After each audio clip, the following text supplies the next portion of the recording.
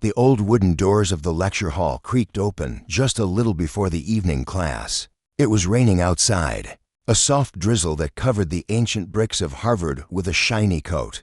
Students in smart coats and scarves hurried inside, shaking the rain from their shoulders, books pressed close to their chests. They wanted warmth, they wanted knowledge, and they wanted to be seen. Among them, one man stood out like a silent figure drawn in softer pencil strokes than the rest. He wore a plain black jacket, simple jeans, and shoes that had seen too many rainy sidewalks. His hair, longer than most students, curled slightly around his ears. His eyes, though, were what caught the few who dared to look, deep brown, gentle, but carrying a storm that could not be named. No one recognized him at first. Why would they? Who would expect Keanu Reeves to slip into an ancient language class at Harvard on a rainy Tuesday evening? Yet there he was, quiet as a ghost, slipping into a back row seat while the professor, a man of big gestures and bigger ego, scribbled on the board in Greek letters. The lecture hall was packed. The professor's name was Dr. Calhoun, a man well known for his sharp tongue and even sharper insults. He loved to find a student's weakness and dig into it, not out of care, but out of pride. He believed mocking made students tougher. Some said he believed it made him smarter. Keanu leaned forward, resting his arms on the old oak desk. He listened carefully. He had come not for fame, nor for attention. He had come for something quiet, something personal. He wanted to feel words that had survived centuries, to taste old wisdom that did not care who you were in the eyes of the world. But Dr. Calhoun, always hungry for praise and power, noticed the unfamiliar face almost at once. He narrowed his eyes, pushing his glasses up the bridge of his nose. "You there, in the back." "Yes, you with the lazy hair," the professor called out. A ripple of laughter ran through the room. Students turned. Whispers began. Some students recognized him now, pointing, nudging each other. Keanu gave a small nod, his voice calm. "Yes, Professor." Dr. Calhoun smirked. He turned back to the board, writing a Greek sentence so long it nearly fell off the edge. Then he slammed the chalk down. "If you're so smart," the professor mocked, "why don't you stand and translate this? Let's see how much wisdom your movie scripts have given you." A hush fell over the room. Eyes widened. A few students held their breath. No one ever challenged Dr. Calhoun unless they were ready to be broken apart in front of the whole class. But Keanu did not seem shaken. He stood up slowly. The old wooden floor creaked under his boots. He walked to the front, his steps soft but clear. Dr. Calhoun crossed his arms, sure of the humiliation that was about to happen. He imagined the stories he would tell his colleagues later. The night he embarrassed a Hollywood star in front of Harvard's brightest. Keanu looked at the sentence on the board. He did not reach for a dictionary, nor did he ask for help. He closed his eyes for a moment. The hush in the hall so deep it pressed on every chest like an invisible hand. He breathed in, and then he began to speak. His voice was gentle yet strong, each word rolling off his tongue with care and weight. He translated not just the words, but the soul behind them. The Greek lines, old and cracked with history, came alive again. The room changed. Students leaned forward, their notes forgotten, their laughter dead in their throats. When he finished, the hall stayed quiet. Dr. Calhoun did not move. He stared at Keanu. His lips parted as if he wanted to spit another insult, but no sound came out. For the first time, the professor was speechless. Keanu turned to him, no triumph in his eyes, just a soft kindness that almost made the professor look smaller. "Words," Keanu said quietly, "are not meant to show how smart we are. They're meant to bring us closer to each other, even across centuries." Someone in the back clapped, then another. Soon, the whole room filled with the sound of hands coming together, a warm storm of respect that swept through the old walls. Keanu gave a small bow, almost shy, then turned to leave the hall. As he reached the door, rain still falling outside, he heard the professor's voice, no longer sharp, but small and shaken. "Wait." But Keanu did not stop. He stepped into the drizzle, the cold drops washing over him. He felt the weight lift from his shoulders, not because he had proved himself, but because he had reminded himself why words mattered. He did not need a stage to be heard. Sometimes, one honest word could echo louder than all the applause in the world. Inside the hall.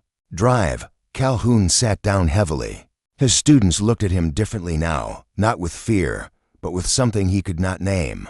And deep down, he knew this night would follow him like a shadow he could never outrun. Meanwhile, Keanu walked away, his mind already on the next lesson, the next unknown, the next chance to be small in a world too eager to be big. And as the rain fell harder, the simple truth followed him. Humility was the greatest wisdom of all. The rain followed Keanu through the winding streets of Cambridge that night. He did not run from it. He let it soak his hair and drip from his sleeves as he walked toward the small bookstore he had found days ago, hidden behind a row of old brick buildings. It was the kind of place that smelled like forgotten pages and stories waiting for new ears. Inside, the shopkeeper, a woman named Marta, looked up from her counter when the doorbell jingled. She was older than most people noticed, with hair like silver threads and eyes sharp enough to see right through a person's face. "Back again?" she asked, her voice warm as tea. Keanu nodded, shaking rain from his jacket. "Couldn't stay away," he said with a smile that was half apology, half confession. He always felt safe here. No fans, no cameras, just shelves lined with words. Older than pride. Marta pulled a small blanket from under the counter and tossed it at him.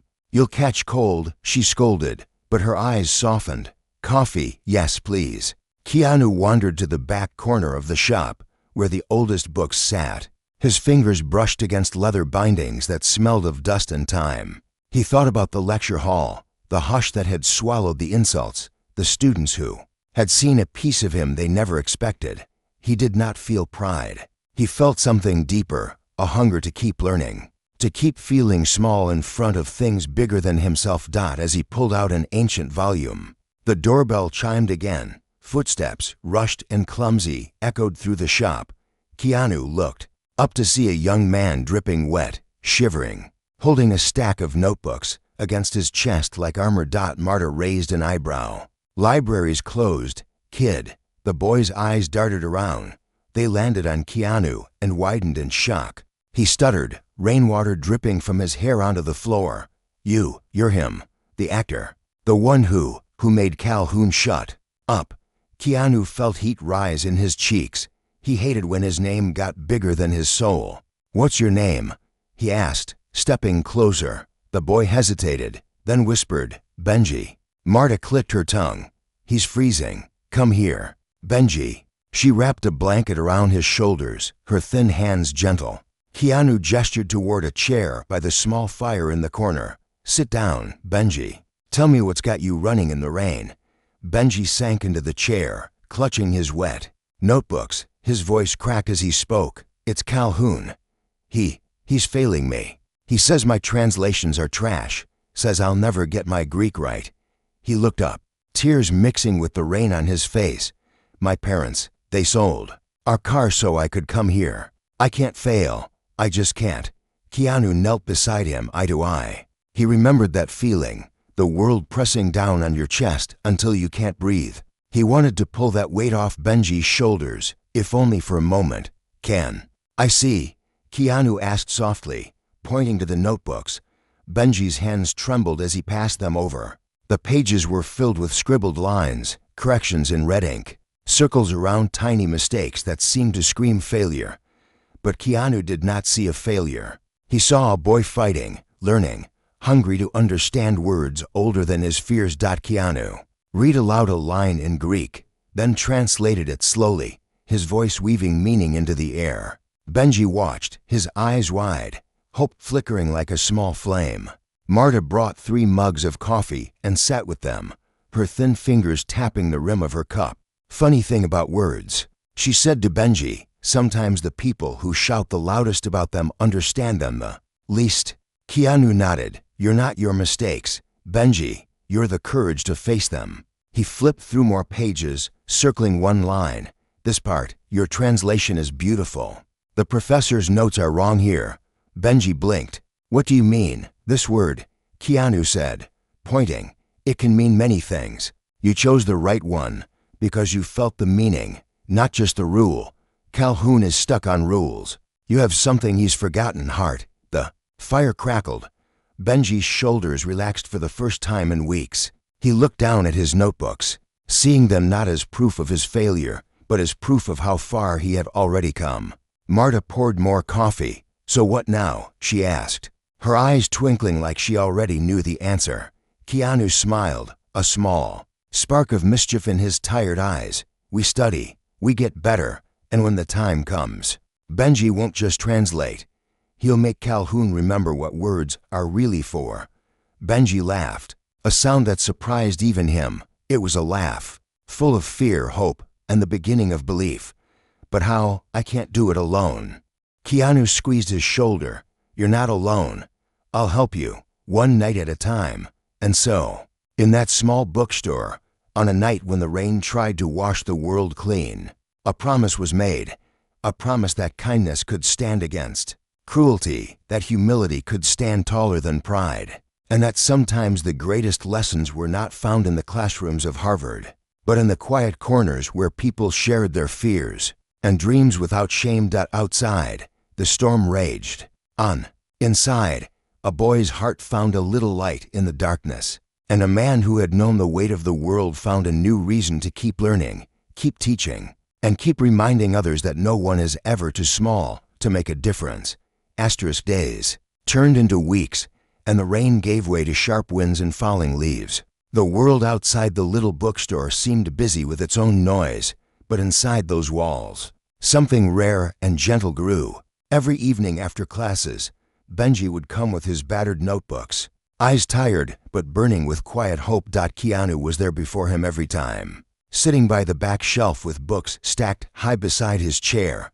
He would greet Benji with a nod, and together they'd lean over the pages, the fire crackling close by, Marta humming behind the counter as she made tea that smelled of herbs and warmth. Sometimes Keanu would read the Greek lines out loud, his voice soft yet strong, each syllable rolling like small stones down a hill. Benji would follow, repeating the words, stumbling sometimes, but never mocked, never shamed.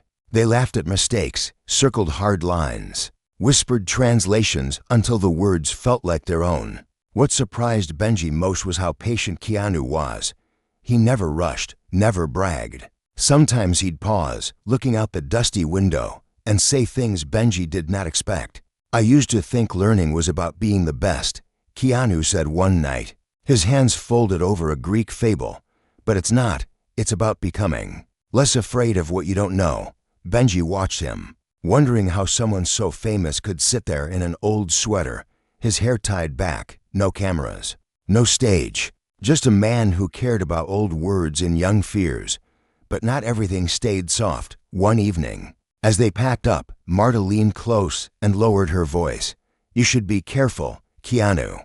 People are talking. Keanu raised an eyebrow. Talking, Marta nodded toward the rain-slick street outside. Students, professors, they don't like what you're doing. They say you're making Calhoun look weak. They say you're, she paused, searching for the right word, interfering. Keanu smiled, but it was a sad, tired smile. Truth doesn't care what people say, and kindness, that's worth every whisper. Benji heard her too. His heart thudded in his chest. Maybe we should stop. I don't want to get you in trouble. Keanu shook his head firmly. Listen to me, Benji. The only trouble worth fearing is the kind that makes you small inside. Fear of what others say. Let them say it.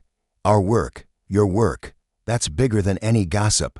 And so they kept going. But the whispers did not die. Soon, they turned into cold stares in the hallway. Benji heard them behind his back, students snickering, some jealous, some bitter. The movie star's pet, they called him, teacher's favorite. Benji's stomach twisted each time, but he forced himself to remember the warm nights in the bookstore, the pages turning under the flicker of firelight, Keanu's patient voice telling him, you are not your mistakes. But it was Calhoun who grew, the angriest. The professor's pride had become a wound that refused to heal. Each time Benji got an answer right in class, each time a student whispered about the night Keanu translated the board, Calhoun felt his power slip. One icy morning, Benji arrived in class to find his translation test waiting on his desk. The pages were marked with more red ink than he had ever seen. The professor walked between the rows of seats, his shoes clicking on the cold stone floor. "It seems," Calhoun said loudly, his eyes cutting to Benji, "some of you think you're clever enough to learn outside these walls, that you don't need my lessons." He leaned close, his breath hot and sour. "Tell your friend that in my classroom, you either play by my rules or you fail." Benji's face burned. Students snickered behind their hands. For the first time in weeks, doubt crawled back into his bones. When class ended, he ran from the hall, his bag slamming against his side, his throat tight with shame. That night, Keanu waited in the bookstore, but Benji did not come. The old clock ticked, the rain tapped against the window. Marta watched Keanu as he stared at the door, his coffee gone cold in his hands. "He'll come," she said softly. "He's young, he's afraid, but he'll come."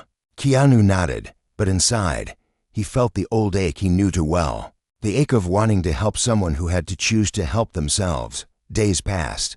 No sign of Benji. Keanu walked the paths around campus, his hood up, hoping to catch a glimpse. Students stared, some curious, some cruel, but he did not care. He searched the library, the cafeteria, the old stone benches near the Greek columns. Nothing. Then one night, near the bookstore's closing hour, the bell rang. Marta looked up from her ledger, her eyes lighting up. Benji stood there, soaked, pale, his notebook clutched to his chest. Keanu rose so fast his chair scraped the floor. "Benji." The boy stepped forward, his voice cracked but steady. "He wants to see you, Calhoun, tomorrow. He wants to." He swallowed hard, eyes glistening. "He wants to humiliate you. He says he'll prove you're just pretending, that you don't belong here. He wants to destroy you in front of everyone." Keanu looked at the boy, the fear in his eyes, the hope still clinging to his shoulders like a thin coat in a storm. He put a hand on Benji's shoulder. "Then let him try," Keanu said softly. "Some truths can't be mocked away." And as they stood there, the rain still drumming its old song on the glass, both of them knew something had changed. The next day would not just be about Greek words on a blackboard. It would be about courage, about standing up to pride with nothing but the quiet strength that comes from kindness, and the refusal to shrink when the world demands you do. In the warmth of that small shop, a student and a teacher, unlikely friends, prepared for a test no classroom could measure, and outside, the wind carried whispers that tomorrow, the lecture hall would see something it would never forget. The morning came cold and sharp like broken glass. Students rushed along the stone pathways of Harvard, their breath white in the frozen air. But today, whispers moved faster than the wind, in the cafes, in the library corners, in the shadowy arches of the old halls. The same words passed from mouth to mouth. "Calhoun is going to crush him. KeanuReeves is finished. Wait till you see what happens." In the lecture hall, seats filled up earlier than ever. Students pushed to the front rows, notebooks forgotten in favor of eager eyes and half-hidden smiles. They wanted a show. They wanted to see a star fall from the small piece of sky he had dared to climb. Benji sat in the second row, shoulders tight, fingers drumming on his notebook. Inside, his heart felt like a trapped bird. Part of him wanted to run far away, to close his eyes and pretend this day was just a bad dream. But Keanu's voice kept echoing inside him. "Some truths can't be mocked away." The door swung open. "Drive." Calhoun walked in, a bundle of old books under his arm. His lips twisted into something that was not quite a smile. He looked around, pleased to see the crowd, pleased to feel the eyes hungry for his show. Then Keanu stepped in. He wore the same plain black jacket, a simple shirt underneath, dark jeans. He looked like he had just come from the street, but there was something calm in the way he moved, as if the storm outside had no power over the peace he carried inside. Calhoun did not wait. He dropped his books onto the desk with a loud thud. That made a few students flinch. He turned to face Keanu, eyes gleaming behind his glasses. "Mr. Reeves," he said, drawing out the name like an insult. "Since you have taken such an interest in ancient languages, and since you seem to think you know better than your betters, Let us test your talents." Keanu gave a polite nod. "Go ahead." Calhoun lifted one of the dusty books, flipping through yellowed pages until he found a passage. He wrote it across the board in lines that seemed to crawl like vines. Greek. That was older than most of the stones in this school. The professor turned, his grin sharp. "Translate this, every word, every tense, every hidden meaning. Do not leave out a single route." A few students giggled. Some leaned forward, hoping to catch the moment when the star stumbled, when the man who knew how to speak on movie screens would trip over the ancient tongue. Keanu stepped closer to the board. He did not rush. His eyes traced the lines with the same gentle care he had shown Benji in the bookstore. He let the words sit with him, let them breathe. Behind him, Calhoun's grin began to fade just a shade, because he had expected a performance panic, stammering, desperate guesses. Instead, he found silence thick enough to make his own throat dry. Keanu turned. His voice did not rise. It did not need to. Each word he spoke unfolded the old Greek into English that tasted alive, not trapped on paper. He explained the verbs, the roots, the delicate shift of meaning that could not be found in a dictionary, but only felt in the heart of the listener. He spoke for minutes that felt like hours. When he finished, he paused, then added softly, "And the last word, professor, is not what you wrote. It is misspelled. Its root is from an older form that would have changed the meaning slightly, but I left it as you intended, to show respect." The room stayed frozen. Calhoun's face twitched, a small crack in the mask he wore. Somewhere in the back, a student let out a low whistle. Another hid a grin behind her hand. Benji felt his heart unclench, his fists opening at last. Calhoun tried to smile but failed. "Impressive, but let us see if you can think on your feet. Perhaps something harder." He grabbed another book, older, its spine broken from too many hands. He turned to Benji suddenly, thrusting the book at him. "Choose a passage." Calhoun sneered. "Let your little friend pick the noose." Benji's eyes widened. He looked at Keanu, afraid. But Keanu nodded once. Trust, silent, but unbreakable. Benji flipped the pages, his fingers trembling. He chose a passage at random. A complex bit of poetry known for its traps and double meanings. Calhoun smirked. "Translate." Now, Keanu stepped forward again. He looked at Benji, who mouthed, "I'm sorry." Keanu gave him a small, calm smile. "Don't be," he began. The poetry was sharp and cruel in its beauty. Words bent back on themselves, meanings hidden behind meanings.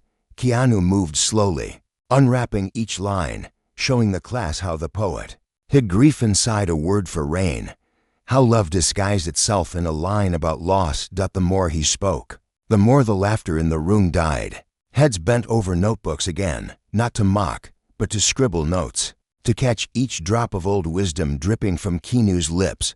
For the first time in a long time, they felt what it was to learn, not just to pass an exam, but to be lifted by something older and bigger than any man's pride. When Keanu finished, he closed the book gently, placed it on Calhoun's desk, and stepped back.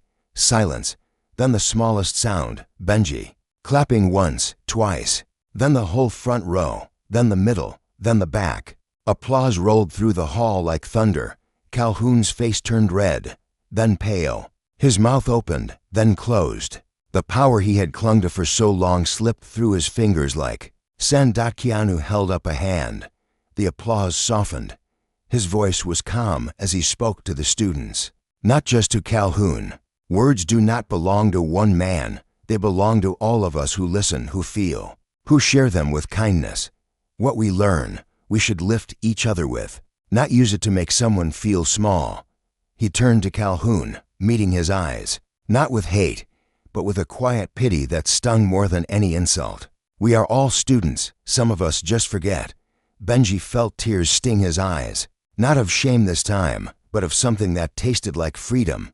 In that echoing hall, under the old stone arches, something heavy broke, and in its place, something lighter rose, the truth that learning could belong to everyone, no matter who mocked, no matter who tried to chain it up in pride. Keanu picked up his bag. Benji stood with him, stronger now. Together they left the hall. Behind them, the claps faded, replaced by whispers not of gossip this time, but of awe, respect, and a question that would follow Calhoun forever. How could a movie star become a better teacher than the man with the title? The snow began to fall as they stepped outside, soft flakes melting on their warm hands, and for the first time, Benji felt the future open wide, not with fear but with a promise that the biggest lessons were yet to come, and the best teachers were those who never stopped being students.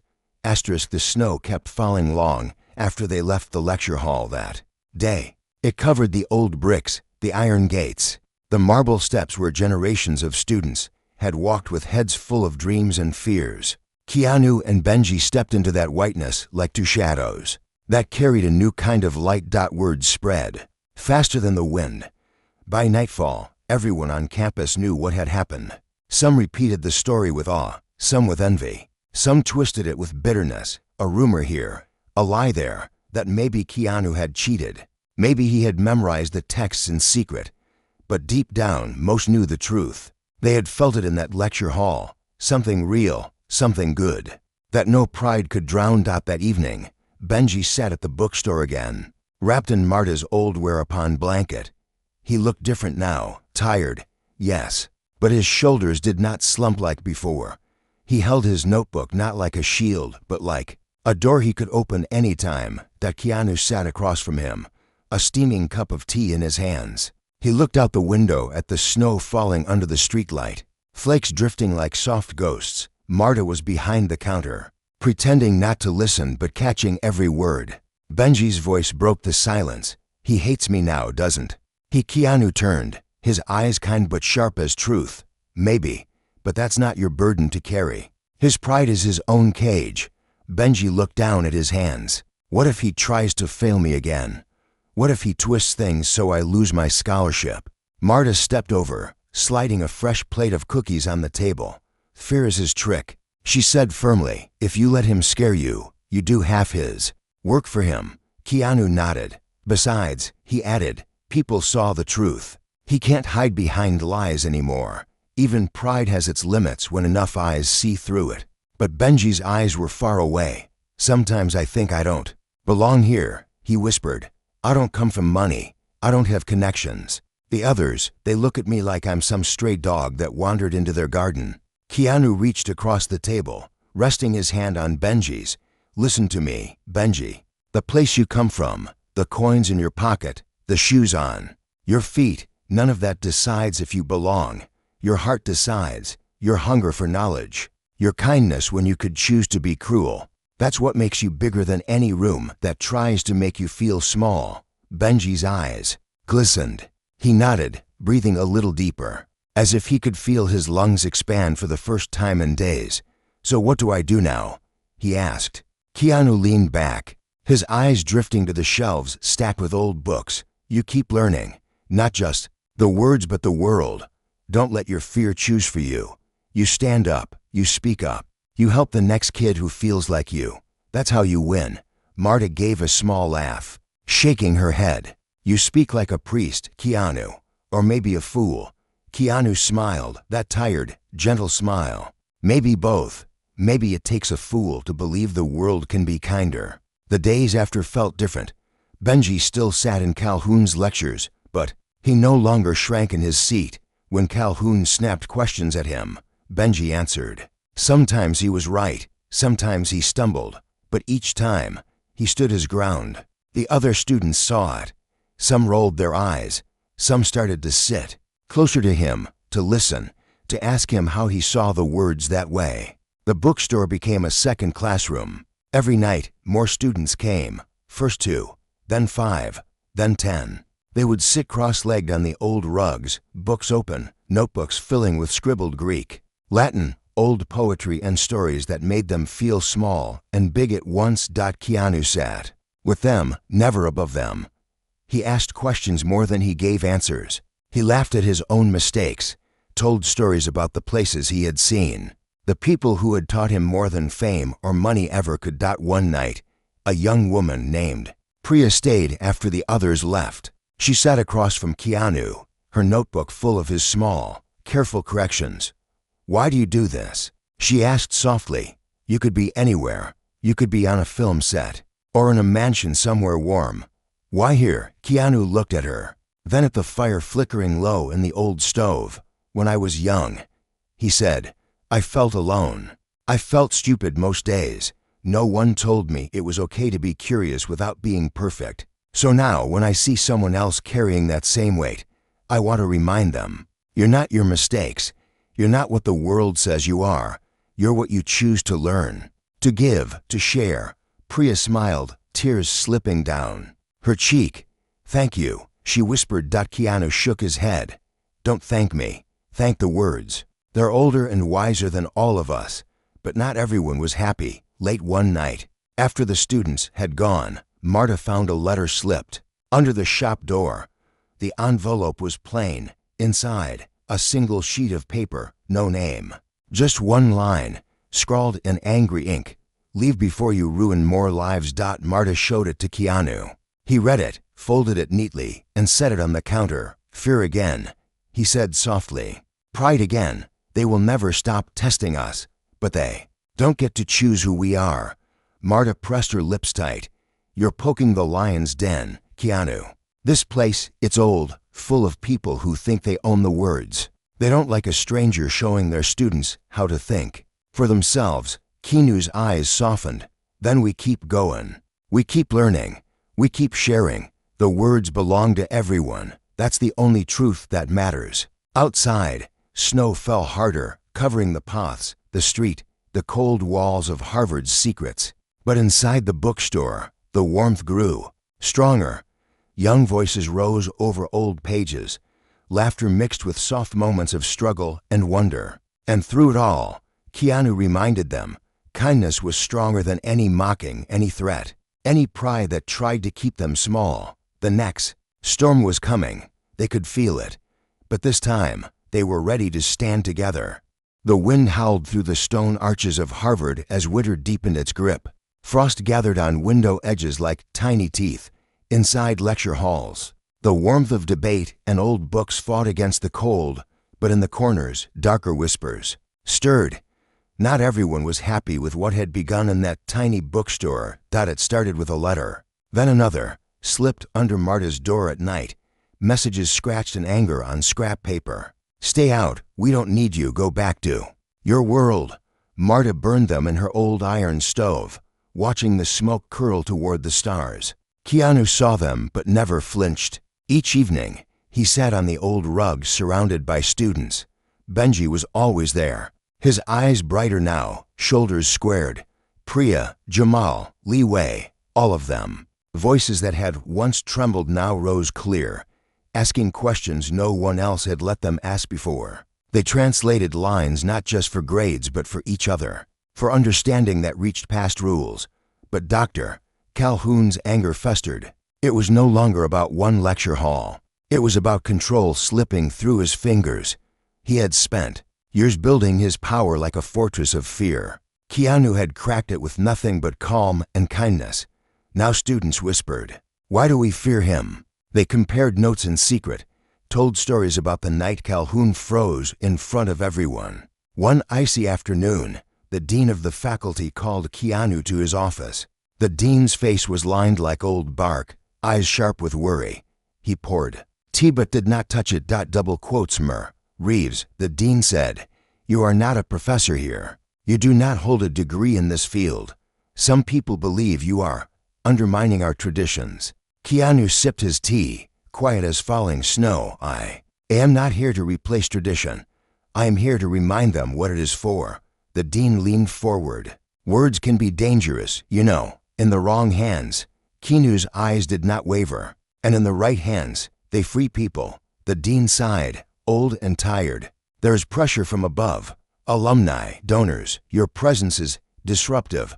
Keanu stood. Then they'll have to get used to disruption. That night, Marta found him standing in the back of the shop, staring at the rows of books. She stepped beside him, her hand resting on the rough fabric of his coat. Are you afraid? She asked. Yes, he said softly. But courage is just fear that has said its prayers. The next morning, posters appeared all over campus, anonymous. Printed in black letters, tonight, open debate. Calhoun versus Reeves, words versus wisdom. Nobody knew who posted them. Some said the students did it. Some blamed the secret societies that liked to stir the pot. But by evening, the hall was packed so tight the air felt thin. Benji squeezed Keanu's shoulder backstage. "You don't have to do this," he whispered. Keanu smiled. "It's not about me, it's about what comes after." The debate began. Calhoun's voice boomed through the hall, thick with scorn. He read passages so twisted and obscure that half the students could not follow. He sneered at Keanu's calm face, flung insults wrapped in fancy words. But when Keanu spoke, he did not stand behind the podium. He stepped among the students, sitting on the edge of the old wooden stage. He spoke plainly, turning old lines into stories. He asked them questions they had never dared to ask aloud. He spoke of mistakes, of second chances, of how no gate should keep wisdom locked away for only a few. When he finished, silence fell like a soft blanket. Some students clapped, some wept quietly. Calhoun opened his mouth to shout, but no one was listening anymore. Benji stepped forward, voice shaking but strong. "Professor Calhoun," he said, "you taught us to fear our mistakes. He taught us to use them, one by one." Students rose. They did not shout. They did not mock. They just walked out, past Calhoun's frozen eyes, past old walls that smelled of dust and power, out into the cold night, where snow fell like tiny truths. The next morning, Calhoun resigned. Some said he was forced. Some said he left before he could be pushed. It did not matter. The walls still stood, but the fear that held them up began to crumble. Weeks later, Benji got his grades, not just a pass, but praise from new professors, who saw him, not as the stray boy in old shoes, but as a mind worth listening to. He still came to the bookstore every night, but now he sat with the new ones, students who once thought they didn't belong. Keanu stayed for a little while, long enough to see the whispers turn into something gentler: respect, gratitude, hope. He packed his books in an old canvas bag, thanked Marta for her tea and blankets, and stepped back into the world like a traveler who knows there are more corners that need soft words. One evening, as he left for the train station, Benji ran up behind him, breathless in the snow. "Where will you go now?" Benji asked. Keanu looked at him, snow melting in his hair, his eyes bright but tired. "Wherever there are people who think they don't belong." Benji hugged him tight. "Will I see you again? You will see me," Keanu said, pulling back. "Every time you help someone else stand up." And with that, the man who had stood calm before a mocking world walked away, footsteps fading into the snow. Inside the old bookstore, students gathered around Marta's stove, books open, words passed from tongue to heart, reminders that knowledge, like kindness, is never wasted. And if you listen closely, you can still hear him there, in every laugh over a silly mistake, in every whispered line of ancient Greek that finds its home in a new soul, because some truths, once spoken with love, never leave us.